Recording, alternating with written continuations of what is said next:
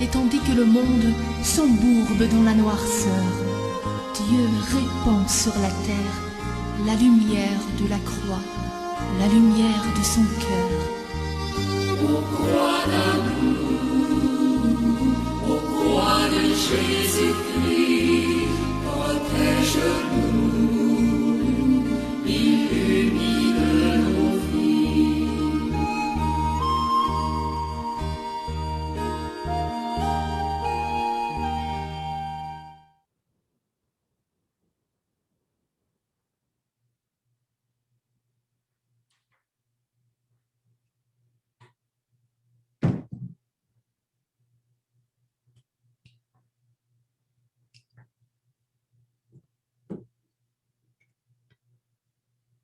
Mes chers frères et sœurs, bonsoir.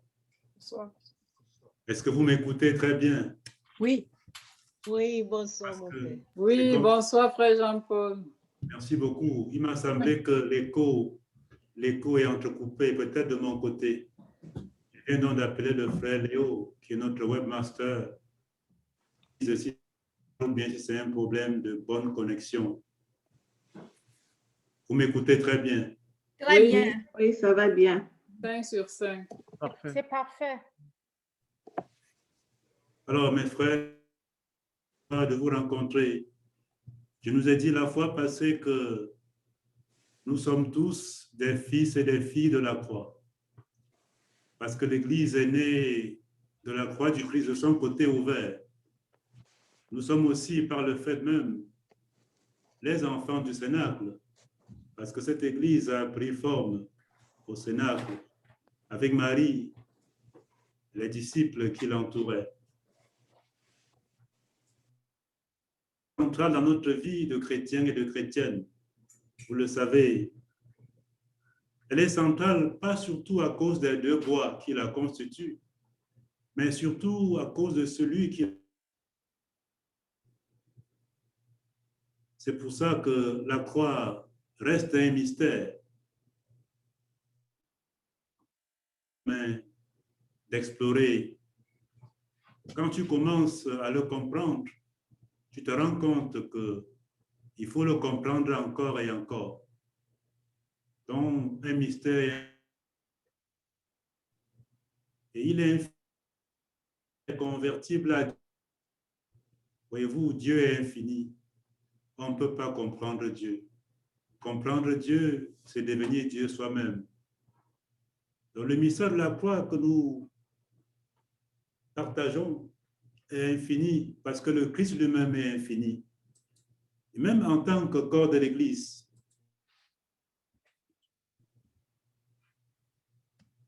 nos croix sont aussi des mystères parce que nous, êtres humains, nous sommes un mystère. Appelez bien le chant, tout homme est un mystère. On ne parle pas de la croix pour le... On parle de la croix parce que le Christ qui l'a porté a fait d'elle un chemin de résurrection, un chemin d'ascension. Normalement, je ne devais rien dire parce que quand il y a un mystère, on se tait et on contemple. Ce que je peux dire ne sont que des balbutiements pour nous aider à entrer dans ce mystère. La croix du corps du Christ, ça marche vers la Pâque éternelle. La fois passée, on a vu ensemble les 3 dimensions de cette croix qui est un mystère. On a vu la dimension du péché qui est fondamentale, qui est la plus lourde dans nos... On a vu la croix dans la dimension existentielle, toutes les souffrances que nous vivons liées à l'existence, les questions de pain, de vin, de justice, de paix, de politique, d'économie, tout cela ensemble, du même genre. Et à la mission, la croix de l'apôtre, la douleur de la mission. S'ils m'ont persécuté, ils vous persécuteront. S'ils ont écouté ma parole, ils écouteront aussi la vôtre. Bien ce que le Christ a dit à ses disciples. Je vais commencer par citer cette parole du curé d'Ars. Le curé d'Ars avait dit que la croix du Christ est plantée dans le monde. Et comme tel, chacun a un morceau. Toi, tu as un morceau, j'ai un morceau. Nous tous, nous avons un morceau. Aujourd'hui, nous allons regarder une autre dimension de notre conférence, de notre réflexion. Je l'ai titré Crossless Christ, Crossless Life. Il y a beaucoup d'époux et d'épouses parmi nous. S'il y avait du temps, j'aurais préféré qu'elles racontent un peu leur histoire d'amour. Vous voyez, les belles roses ont des épines. Les belles roses ont des épines. L'humain passe toujours par les épreuves de la maternité. Il y a aussi la croissance et l'éducation de l'enfant. Mais malgré cela, elle aime son enfant. Elle aime son enfant et même pleurer lors de la maternité. Elle doit pleurer pour pouvoir porter cet enfant. Permettez que je cite ce poète. Vous voyez, la musique est poétique. Et la poésie aussi est musicale. La poésie dit parfois des choses fortes. On appelle souvent à le citer. Le poète français Louis Aragon a écrit à l'époque de la résistance française et de l'occupation allemande ce vers. Il n'y a pas d'amour qui ne soit douleur. Il n'y a pas d'amour dont on ne soit meurtri. Il n'y a pas d'amour dont on ne soit flétri. Et pas plus que l'amour de la patrie. Il n'y a pas d'amour qui ne vive de pleurs. Il n'y a pas d'amour heureux. Mais c'est notre amour à tous les deux. Cette strophe du poète Aragon nous met au cœur des béatitudes évangéliques.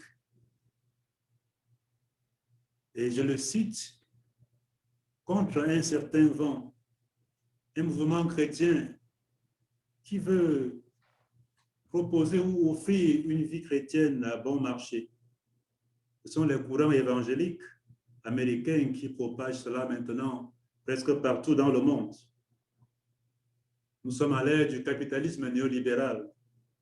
Nous sommes à l'ère de la civilisation du combien, à l'ère marchand.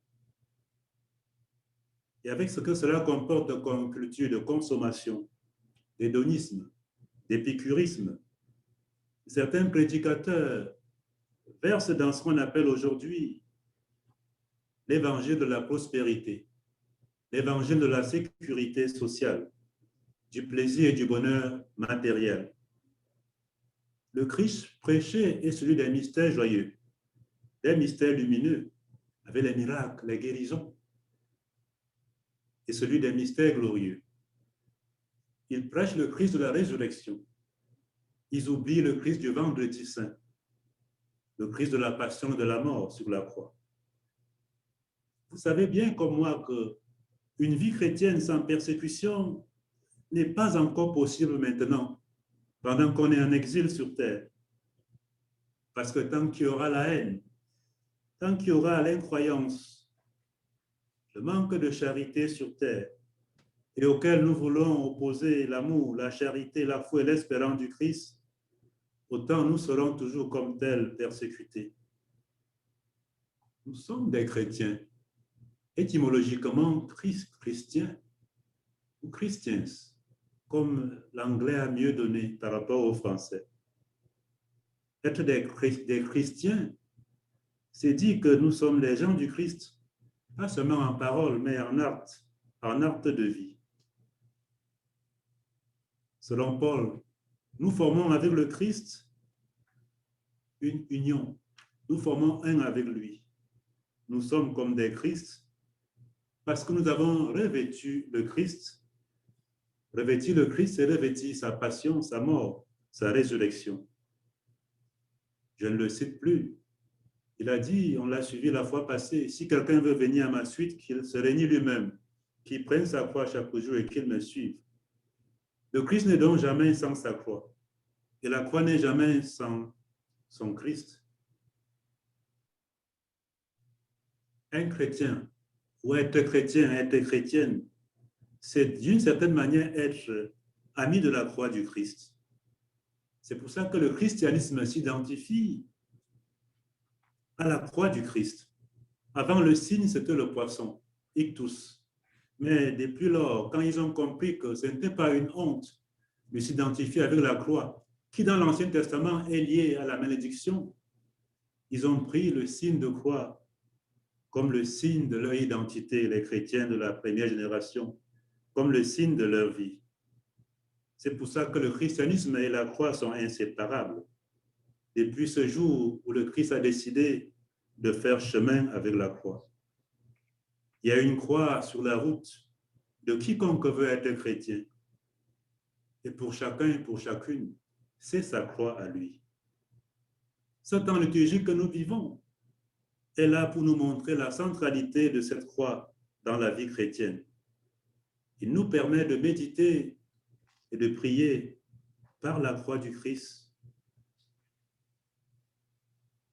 prier par la passion du Christ, prier par sa vie, prier par sa mort. Ça, c'est une prière forte, parce que c'est lors de sa crucifixion qu'il a sauvé l'humanité, qui s'est offert pour nous.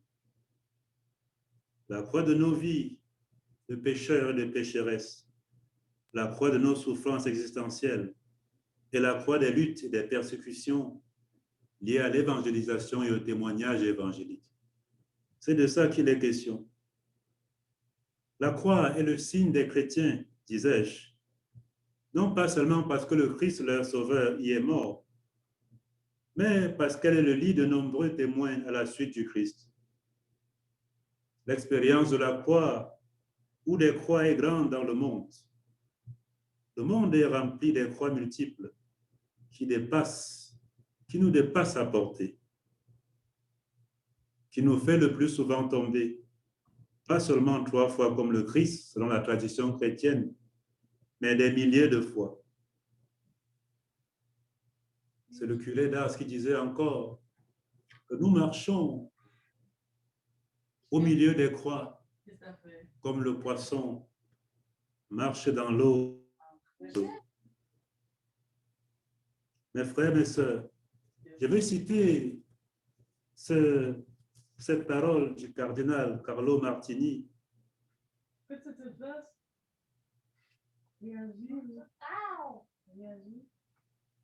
Allô? Pardon? Je vais citer donc cette pensée du cardinal Carlo Martini. Il disait que l'expérience réaliste de la vie nous dit que la douleur, la souffrance et la mort remplissent notre histoire. Je pense beaucoup, disait-il, à des familles fêlées ou brisées. Je pense à tant de maladies non acceptées, à des blocages de cœur non résolus, à des sentiments et à des ressentiments amers qui couvent au-dedans. Combien de ceux croient monter et descendent par les ascenseurs de nos bâtiments? Combien de ceux croient marchent dans nos rues, entrent dans nos métros et peuplent notre vie? Elles sont souvent des croix sans nom et sans espérance. Elles sont quelquefois des croix maudites ou à peine tolérées. Elles portent au désespoir ou mieux à la résignation. Le cardinal Carlo Martini. Dans la vie et l'histoire de l'humanité, les croix existent et ont existé avant le Christ. Et les croix vont exister encore après nous et après le Christ existe. Les croix vont exister jusqu'à ce que le Christ revienne comme il a promis. Mais vous voyez, Jésus n'a pas inventé la croix. Il l'a trouvée lui aussi. Il l'a trouvée sur son chemin comme tout homme. Mais la nouveauté qu'il a inventée dans cette trouvaille est celle de mettre la croix. Il a mis dans la croix un germe d'amour. La croix est devenue alors le chemin qui mène à la vie. Un message d'amour, une source de chaleur qui a la capacité de transformer l'homme. C'est cela la croix de Jésus. Même s'il ne l'a pas inventé, même s'il l'a trouvé sur son chemin. En nous signant de la croix, on se signe de la vie du Christ, de sa passion, de sa mort et de sa résurrection.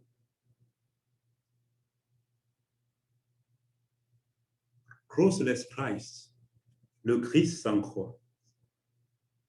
On parle de crossless Christ en ce sens que on pense qu'il a déjà tout fait pour nous. Vous connaissez bien le vocabulaire de ce vendeur d'illusions. Il a payé le prix. Il est la solution. Ça, c'est vrai. Tu n'as plus rien à souffrir parce qu'il a déjà souffert pour toi. Le crossless Christ, le Christ sans croix, c'est donc le Christ de la gloire, le Christ des mystères lumineux, le Christ des mystères joyeux et glorieux, le Christ qui fait des miracles, qui opère des guérisons. C'est ce Christ-là. Et ce Christ-là, au nom de lui, on refuse toute souffrance. On refuse tout ce qui peut faire mal. On refuse toute épreuve de la vie. Et c'est pour ça qu'ils vous diront, si tu souffres, c'est parce que tu n'as pas cru. Comme si, une fois qu'on croit, les épreuves allaient partir. Je ne sais pas si on a cru plus que les apôtres, mais vous connaissez comment a été leur vie. Donc, ce genre de christianisme chocolat, christianisme beurré, j'aime dire christianisme de restaurant ou de cafétéria où tout est beau, un christianisme de divan, là on se couche, là on s'étale. Mais non, en tout cas, c'est ce qu'ils prêchent. Et si vous les écoutez fondamentalement, profondément, ça peut friser un peu ce qu'on a appelé au début de l'Église le docétisme ou le monophysisme, qui considère plus la divinité du Christ et qui nie son humanité. Il nie donc la chair, il nie la croix. On ne voit que le Christ de la gloire. C'est ça le risque. Comme il n'est que là pour la guérison, comme il n'est que là pour multiplier les comptes bancaires, comme il n'est que là pour transformer l'eau en vin, alors on ne voit en lui que le faiseur des miracles, que le thaumaturge. Or, s'il a réalisé tout cela, c'était par la force de sa divinité. Donc, ne voit que cet aspect, c'est donc ne confesser que le Christ Dieu, en oubliant le Christ chair. C'est donc là nier l'incarnation, ce qui a été beaucoup combattu au début de l'Église naissante. Le Christ, vous le savez bien, dans son testament, dans son discours testamentaire, il a dit ce que j'ai dit, citant Jean 16, 20. S'ils m'ont persécuté, ils vous persécuteront. S'ils ont écouté ma parole, ils écouteront la vôtre. Pourquoi cela? Parce que le disciple n'est pas au-dessus de son maître, ni le messager au-dessus de celui qui l'envoie. Saint Paul avait comme règle de vie la croix. Il a dit, je ne connais que Jésus-Christ et Jésus-Christ crucifié. Pour moi, je n'ai d'autre titre de gloire que la croix du Christ. Par elle, le monde est crucifié pour moi, comme moi pour le monde. C'est ce qu'il disait. Galates chapitre 6, versets 14 à 16. Pour tout dire, mes frères, mes sœurs, ce genre de christianisme sans croix du Christ méconnaît et dénie. Donc, on escamote le vendredi saint et on tombe directement au dimanche de la résurrection. C'est le Christ de la puissance, le Christ de la gloire, le Christ du troisième jour, après sa mort dans la tombe, après qu'il soit inhumé dans la tombe. Et je m'en vais pour illustrer cela, citer cette parole de notre pape François. Il a dit dans une homélie ceci: quand nous marchons sans la croix, quand nous édifions sans la croix, quand nous confessons un Christ sans croix, nous ne sommes pas disciples du Seigneur. Nous sommes des mondains. Nous sommes des évêques, des prêtres, des cardinaux, des papes, mais pas des disciples de cela. Parce qu'il n'y a pas de mystère du Christ sans mystère de... On considère les mystères du Christ, vous serez tous les joyeux, douloureux avant le Christ n'est jamais sans la croix, disais-je, laquelle il a sauvé le monde. Et la croix n'est jamais sans le Sauveur. Le Christ sans croix n'est pas le Christ. Il peut être peut-être un maître spirituel, un grand maître, comme on en a eu dans l'histoire du monde, mais pas le Christ lui-même. Même au ciel, assis à la droite du Père, on le présente. Saint Jean, dans sa vision prophétique, le présente avec les marques. Avec les marques. C'est vrai que ces marques ne sont pas des marques douloureuses, mais elles sont des marques quand même. Mes frères, mes sœurs, enlever ou dénier le vendredi saint des mystères du Christ, c'est enlever et dénier ce mystère profond de son humanité. Je veux ici vous faire connaître cette parole de Saint Cyril d'Alexandrie, un père du IVe siècle. Il a dit, je reconnais la croix parce que je reconnais la résurrection. Et on peut le mettre à l'envers. Je reconnais la résurrection parce que je reconnais la croix. Je reconnais le crucifié parce que je reconnais le ressuscité. Et je reconnais le ressuscité parce que je reconnais le crucifié. C'est cela. Le vendredi saint est lié au dimanche de la résurrection, le dimanche saint. Et on ne peut confesser l'un sans confesser l'autre. La croix du Christ, Padre Pio, est la force extraordinaire de l'univers. Si son poids nous écrase, parce qu'elle fait peur quand on la prononce, si son poids nous écrase, disait-il, sa force nous soulève. Il y a donc dans de toute puissance un mélange de mort et de vie. Sa faiblesse parce que elle rejoint nos faiblesses, nos misères, nos morts. La force, la toute-puissance, parce qu'elle vient à notre secours et nous sauve. Vous connaissez bien ce que Paul a dit. Faible, c'est alors que je suis fort. C'est ça l'image qu'on veut présenter. Corinthiens chapitre 12, verset 10. Il disait encore, ce qui est folie dans le monde est sagesse pour Dieu. Et Dieu a utilisé ce qui est faible dans le monde pour pouvoir confondre les sages. C'est ce qu'il a dit. Ce qui est dans le monde est de vil et de méprisé. Ce qui n'est pas, Dieu l'a choisi pour réduire à rien ce qui est. C'est ce que Saint Paul nous dit. Dieu a choisi ce qui est faible à la croix pour exprimer ce qui est fort lui-même. Passons maintenant à la croix sans le Christ, ce que j'ai appelé crossless cross. Crossless cross. Voyez, les extrêmes sont toujours à craindre dans nos vies. Autant il faut craindre et avoir peur de ce Christ sans croix, ce Christ seulement tout-puissant, qui n'est pas mort, ou dont on dénie la mort et la souffrance. Si croix sans le Christ, la croix sans le Christ, prise comme mentionné la fois passée lors d'une question de dolorisme, ça frise un stoïcisme héroïque qui pense que même dans leur souffrance, ils n'ont plus besoin du Christ. C'est-à-dire, ils peuvent se sauver eux-mêmes. Ça frise un peu le pélagianisme.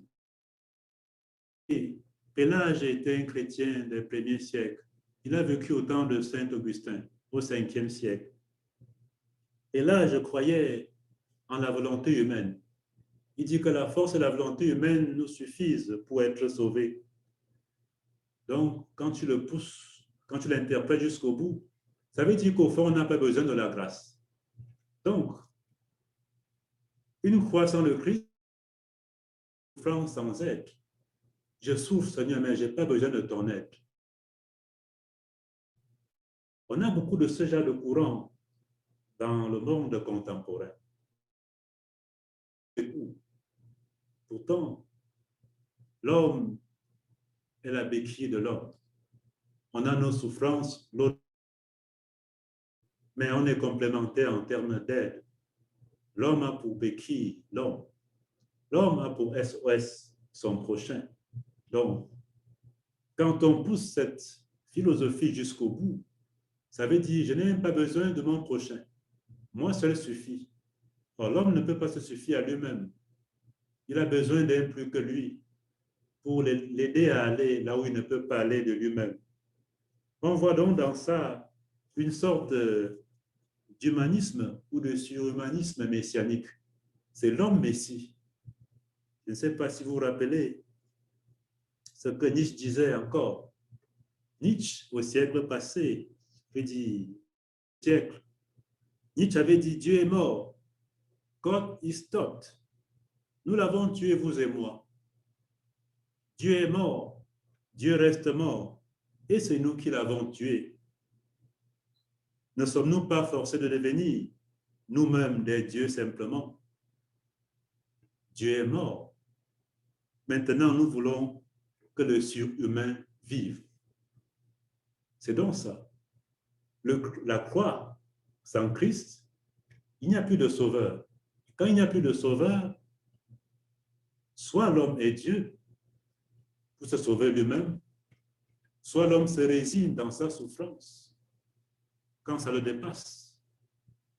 D'où les suicides. Vous voyez, la croix sans le Christ peut arriver à l'horizon du suicide, l'angoisse, c'est-à-dire une vie sans espérance, une souffrance sans ouverture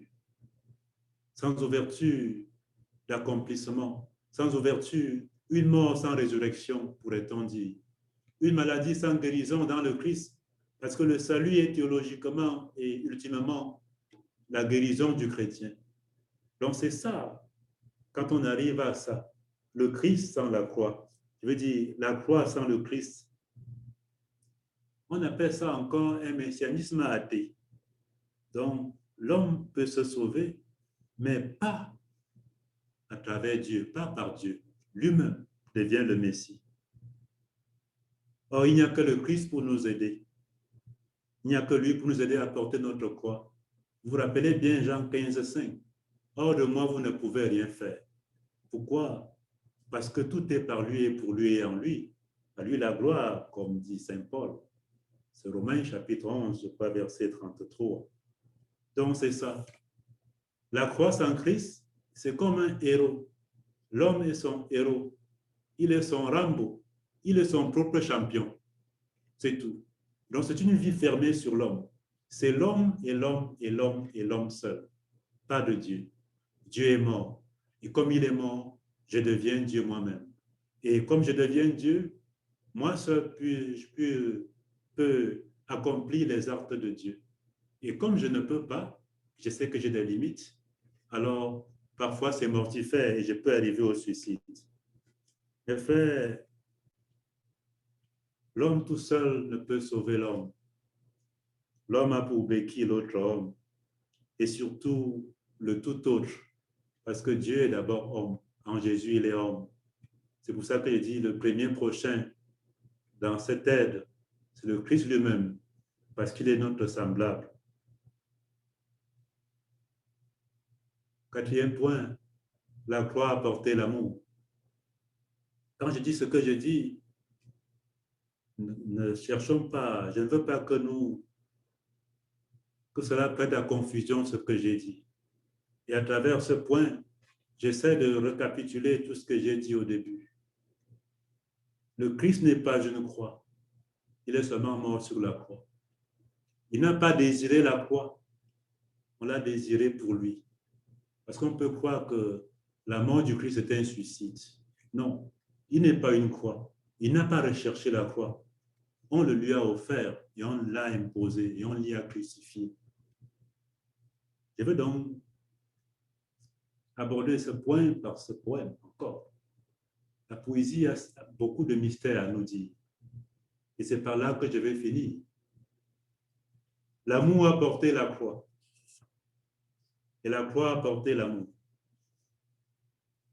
Il l'a porté pour la transformer en joie.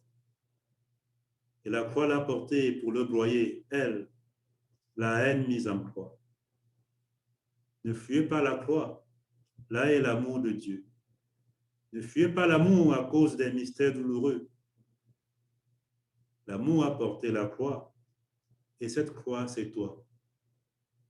Porte l'amour maintenant, non pour le crucifier, mais pour l'aimer. Bien-aimés du Seigneur, frères et sœurs d'amour, l'amour a porté la croix et la croix a porté la croix. Que l'homme de la croix, le crucifié, est l'amour de Dieu fait chair. L'amour de Dieu envoyé pour le salut de l'humanité. C'est Jean 3,16. Dieu a tant aimé le monde qu'il a envoyé son Fils, afin que qui croit en lui ne périsse point, mais ait la vie éternelle.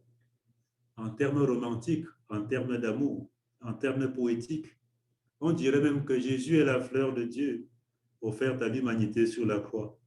En embrassant la croix, on n'embrasse pas un objet, on n'embrasse pas un bois seulement, on embrasse une personne, on embrasse l'amour, le Christ sauveur. La croix du Christ, on l'aime parce qu'elle est le lieu de l'amour, le lieu d'expression d'un amour fort, d'un amour inouï, d'un amour qu'on n'aura plus jamais son semblable dans l'histoire. Elle est le lieu de celui-là même qui est l'amour. Oui, lui qui nous a aimés jusqu'au bout, jusqu'à l'extrême.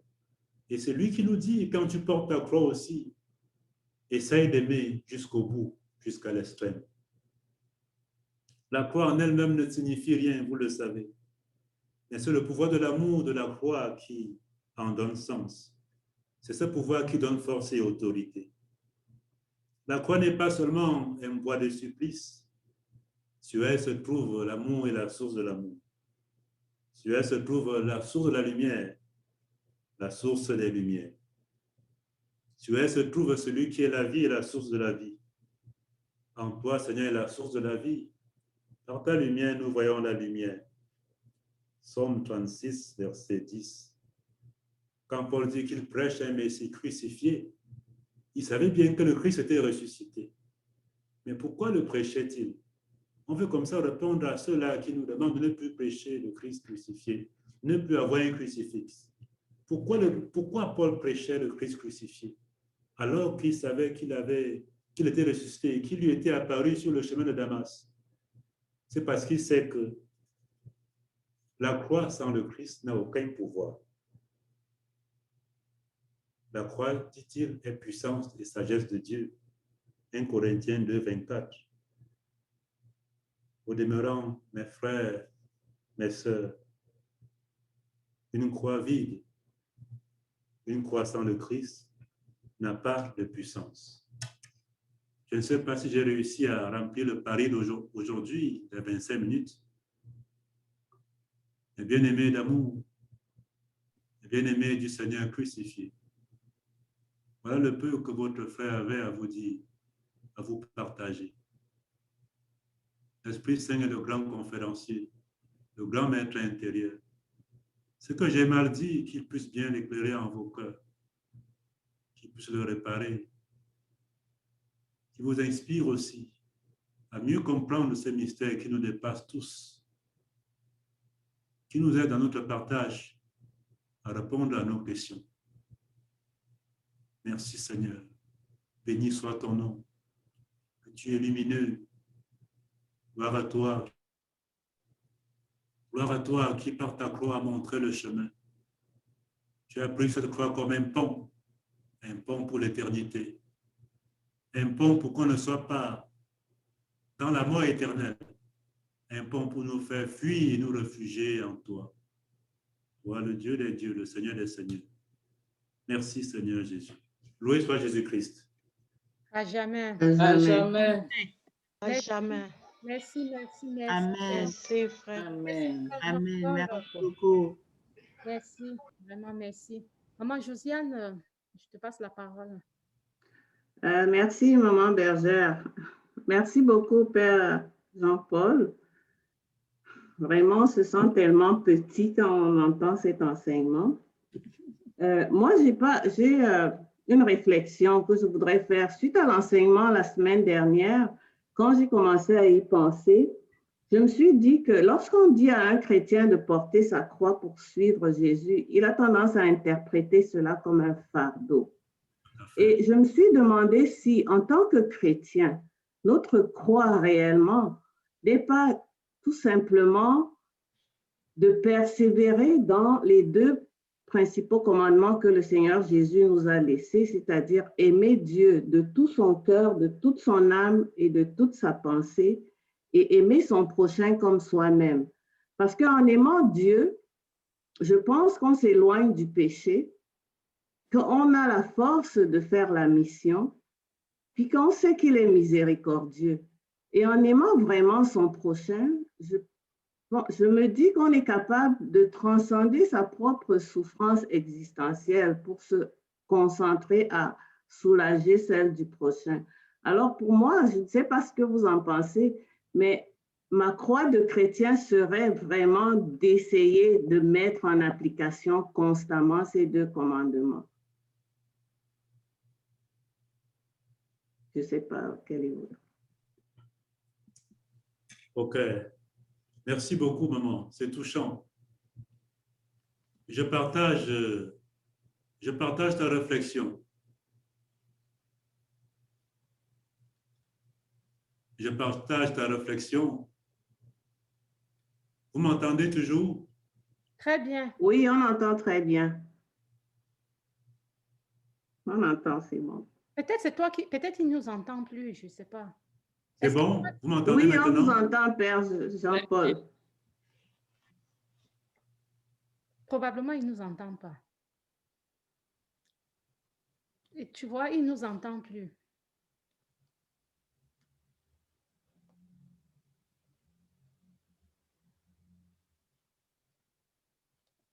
Peut-être il a cru que nous sommes partis ou quoi. Alors, Oh. Père Je pense qu'il nous voit. Oui, c'est bon. Vous m'écoutez? Oui. On t'écoutait très bien, on ne t'a jamais perdu. Ah, je me suis dit qu'il y a eu silence. Je me suis dit peut-être que la connexion qu'il y a eu... Parce que nous sommes accrochés à tes lèvres. Oh là là. Et aussi, nos micros sont fermés, donc on ne peut pas interagir n'importe comment. Oh, je m'en excuse, bien-aimé. Donc, je partage la réflexion de la sœur. Oui, certains interprètent la croix du chrétien comme les deux commandements, comme tu as si bien vu. L'amour de Dieu et du prochain.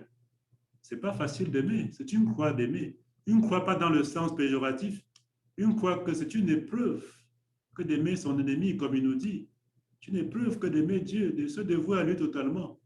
Donc, vous voyez très bien, vous voyez juste quand vous interprétez cette croix quotidienne du chrétien en termes d'amour. Je crois que c'est la bonne interprétation qu'on peut en donner aussi. Et je n'ai vraiment pas ajouté. C'est ce que Dieu nous demande, c'est la persévérance. Il sait que la croix est lourde. On ne loue pas le Christ parce qu'il a souffert. Dieu n'est pas un Dieu de souffrance. On le loue parce que malgré sa souffrance, il a persévéré. Dans sa souffrance, il a su bénir le Seigneur. Il a su rendre grâce.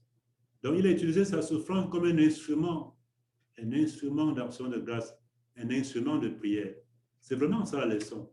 Si vous avez à souffrir, souffrez comme le Christ, en aimant, en gardant l'espérance dans le Seigneur, en croyant en lui malgré tout. Parce que la croix, c'est pour un temps, mais la gloire, c'est pour toute l'éternité. La souffrance, aussi pénible que cela puisse être dans nos âmes, sur nos corps, c'est pour un temps. Seul l'amour est éternel.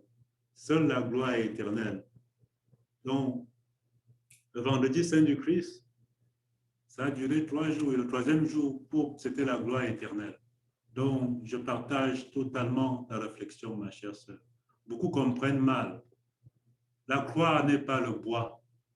La croix, c'est aussi celui-là sur lequel nous confessons, sur lequel voilà, nous prêtons serment au baptême pour dire, Seigneur, je me donne à toi, je m'engage à toi. La croix, c'est cet amour-là. C'est pour ça que le poète a dit à la fin, l'amour a porté la croix et la croix a porté l'amour. C'est lui qu'on embrasse sur la croix. Ce n'est pas le bois. Oui, quand les gens n'ont pas cette intelligence pour comprendre qu'est-ce que vous voulez. En tout cas, c'était un mystère. Hein? Même avec Jésus, déjà, combien de fois nous, pauvres, faibles âmes. Merci, ma sœur. Merci beaucoup, Père Jean-Paul. Merci vraiment.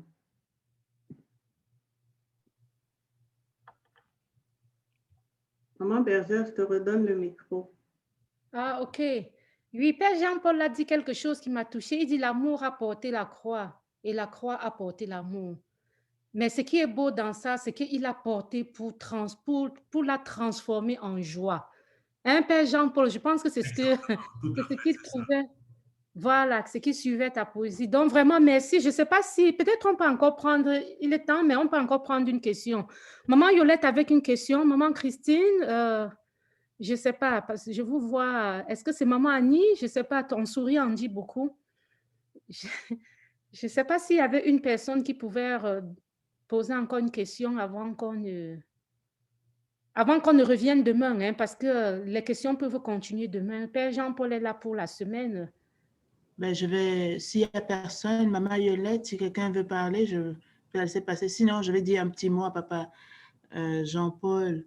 Merci vraiment beaucoup que le Saint-Esprit vous a utilisé pour nous donner tous ces aspects de la croix. J'ai suivi ça vraiment avec beaucoup d'intérêt. J'ai pris beaucoup de notes et à côté de mes notes, j'ai aussi pris des points que je voulais partager avec Papa Jean-Paul. C'est le fait que la croix, c'est aussi, comme Maman Alphonsine l'a dit, la joie, parce qu'il y a un moment où c'est la souffrance et après, c'est la gloire, la victoire. Donc, la croix, c'est aussi un signe de victoire, un signe de délivrance où le Seigneur a pu délivrer ses enfants de l'emprise de Satan, comme on dirait. Et avec ça, après la résurrection, tout le monde est libre, comme on dit, libre, parce que Jésus est passé à la croix et il a porté ainsi tous nos péchés à la croix. Et c'est donc un signe de victoire, parce qu'après la croix, c'était vraiment la lumière. Après les ténèbres, c'était carrément la lumière. Et il est apparu devant tout le monde, c'était la joie, c'était tout ça. Donc, je voulais partager aussi ce point-là que vous avez touché dans l'étude. Et j'avais aussi écrit la délivrance, parce qu'il y a un verset dans la Bible qui parle de délivrance. Il a porté nos malédictions à la croix pour que nous soyons libres, délivrés de toutes les malédictions à la croix. Donc la croix a accompli beaucoup de signes d'amour, comme vous avez dit. Et comme Maman Alphonsine l'a dit, j'ai beaucoup aimé la phrase « L'amour a porté la croix et la croix a porté l'amour ». Ça, c'est vraiment la phrase que je vais noter sur un petit tableau pour le lire tous les jours. Il y a aussi la réconciliation, parce que la croix était aussi un signe de l'éco-réconciliation, je pense. Donc, je partageais juste mes petits points aussi que j'ai notés. Et vraiment, un gros merci à vous. Mon cœur est rempli de joie pour l'agent de Dieu que vous êtes, de nous avoir partagé, d'avoir fait une intense recherche pour nous présenter quelque chose d'assez profond et d'assez inspiré. Merci et que le Seigneur vous bénisse.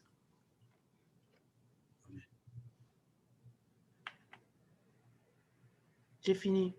OK, donc frères et sœurs, je pense que moi, j'ai trouvé ça beau, mais ce que moi, je retiens, c'est qu'à partir d'aujourd'hui, je ne peux plus fuir la croix parce que cette croix-là, c'est toi. Cette croix-là, c'est moi. Donc, nous portons la croix maintenant Donc, on porte l'amour. À partir d'aujourd'hui, là, c'est l'amour que nous portons. Non plus pour le crucifier, mais pour l'aimer. Hein, Père Jean-Paul? Alléluia. Amen, amen, amen. Amen. Cette croix-là, c'est nous. Donc, vraiment, merci beaucoup, frères et sœurs. Nous revenons demain soir pour la suite. Les questions que nous avons relevées, ce n'est vraiment pas vaines. On va les poser à Père Jean-Paul. Il sera là pour répondre à vos questions. Ne soyez pas inquiets. Ce soir, il y avait beaucoup qui avaient des impératifs. Père Jacques nous a dit au revoir parce qu'il commençait un enseignement à 19h. Diacre Luc est occupé. Il est à la paroisse Saint-Gabriel ce soir. Il y a maman Isabelle qui est partie parce qu'elle allait chercher Gilles à l'hôpital. Vous savez, notre frère Gilles a eu un accident ce matin.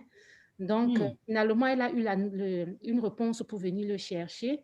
Donc, beaucoup qui étaient en ligne sont partis, pas parce que c'était avisé avant. Ils avaient d'autres programmes.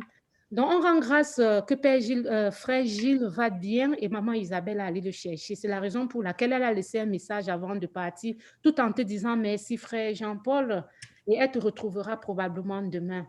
Donc, si nous pouvons avoir encore une bénédiction, Père, ça ne fait jamais mal, pour qu'on puisse se séparer vraiment dans l'amour et dans la paix du Christ, en pensant à la croix, qui est cette croix qu'on portera avec beaucoup d'amour, avec beaucoup de joie. Merci, Frère Jean-Paul, pour ces enseignements. Merci, merci. Merci de dire merci. Voilà. Merci. Que Dieu nous donne de mettre cela en pratique en commençant par moi. Amen. Il parle beaucoup, mais il vit moins. Il faut qu'il vive. Il faut que, voilà, merci beaucoup. Priez que ce que je dis passe de mes lèvres à mon cœur, de mon cœur à mes pieds, mes mains, et de mes mains dans la vie quotidienne pour marcher. C'est fait. Amen. Amen. Amen. Amen. Merci beaucoup, Papa Jean-Paul. Merci, maman. Merci beaucoup et bonne soirée. On a hâte d'être... On a demandé la bénédiction d'abord. Oui, la bénédiction. Père Jean-Paul, je ne sais pas s'il m'a suivi. Si ça ne vous dérange pas, on aimerait encore avoir votre bénédiction avant de quitter. Parce que le Père Jacques est parti déjà. Pas de problème. Merci. Parce que ça s'entrecoupe ici. J'ai des coupures. Je ne vous suis pas dans toute la ligne. J'ai su probablement que vous n'aviez pas suivi. C'est ça, maman. Dieu d'amour et de bonté. La croix est devenue pour nous signe de vie, signe de paix, signe de bénédiction. C'est par elle qu'on est chrétien. C'est par elle qu'on est chrétienne. C'est par elle qu'on est Église. C'est par elle qu'on aspire à la sainteté. C'est par elle qu'il y a eu des saints et des saintes au ciel. Les enfants bien-aimés que voici réclament et demandent ton amour. Ils ont soif de l'eau et le sang jaillit de ton côté ouvert pour les bénir dans leurs activités, pour bénir leur famille, pour bénir leurs enfants. Tu es venu pour la vie et la vie en abondance. Bien qu'ils soient déjà bénis par toi, par leur baptême, par leur consécration, bénis-les encore et encore. Au nom du Père et du Fils et du Saint-Esprit. Amen. Amen. Amen. Oh, merci beaucoup. Merci beaucoup. Père Jean-Paul, il y a Maman Yolette qui vous dit très profond enseignement. Merci beaucoup, Père Jean-Paul. Donc, je suis la bouche de Maman Yolette qui parle pour vous, Père, qui vous adresse la parole, Père Jean-Paul. Amen, maman. Merci. Dis-lui seulement ce que j'ai dit, de la tête au cœur, du cœur aux mains et des pieds dans la vie. Amen. Amen. Je m'excuse aussi parce que c'est Papa Antonio qui a commencé le PowerPoint et il avait réunion aussi. J'ai été perdue à un moment donné. Je suis sûre que je vous ai bien troublé. Vous n'aviez pas pu suivre. Mais on rend grâce au Seigneur parce qu'on peut se perdre, mais l'essentiel, c'est de se retrouver. Je me suis pardonné, Maman Berger. Amen, amen. Je me suis vraiment bien embrouillée pour pouvoir me retrouver. Donc, je demande pardon pour ça. Tu es pardonné, tu es pardonné. Oh, vous êtes gentil. Merci beaucoup. Le Seigneur est au contrôle, il est au courant. Amen. Donc, demain, merci. Demain, c'est un rendez-vous. On se retrouve demain. Et on va... Surtout non seulement pour encourager aussi Maman Henriette, parce que c'est elle qui préside les Vêpres demain. OK, Maman Henriette. Oui. Est-ce que ton PowerPoint est déjà fait? Oui. Oh, gloire à Dieu. Ah, OK. Si tu te connectes assez tôt, peut-être on va t'aider un peu, te guider un peu si tu en as besoin. Oui, sans problème. Amen. Bon, je vous aime très fort. Nous t'aimons bien. Nous t'aimons bien aussi. Merci. Bye. Bonne soirée. Bonne nuit. Bonne nuit. Bye. Papa,